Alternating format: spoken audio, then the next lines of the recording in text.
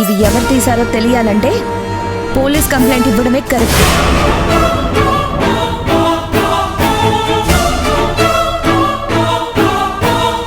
అవునమ్మా, police complaint ఇద్దాం. వాళ్ళైతేనే నిజాలు కక్కిస్తారు. Correct, perfect. పోలీస్ కేసు పెడదాం. మీరు నీలవేణి మీద కంప్లైంట్ ఇవ్వండి, నేను మీ మీద కంప్లైంట్ చేస్తాను. ఓకేనా? చూసుకుందాం. మా మీద కంప్లైంటా? ఏం మాట్లాడుతున్నావు బామర్ది? మేమేం తప్పు చేసావు? మీరేం చేయలేదా? ఆ రోజు ఆ టెండర్ విషయంలో వేరే క్లయింట్స్ దగ్గర గోల్డ్ కాయిన్స్ తీసుకుని ఆ టెండర్ నాకు రాకుండా చేయలేదా? ఎందుకు ఇలా చేశారని అడిగితే నాకు థ్రెట్ ఉంది, అందుకే నేను ఇలా చేశానని ఎస్కేప్ అవ్వలేదా?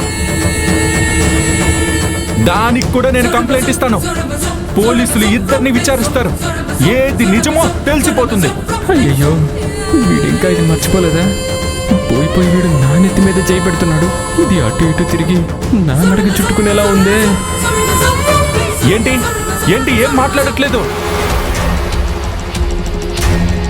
వెళ్దామా? కంప్లైంట్ ఇద్దామా? చెప్పండి.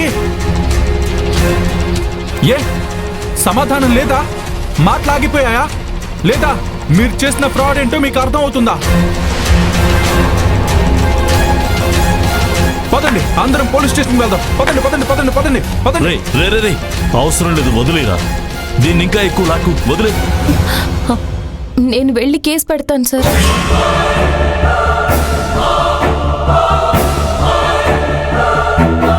ఇదేంటిది?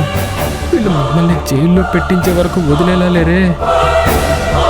ఈ నగలు ఎవరు దొంగిలించారో, ఎవరు ఈ కుండీల్లో పెట్టారో పోలీసులే కనిపెడతారు. లేదంటే ఈ నింద జీవితాంతం నేను మోస్తూనే ఉండాలి.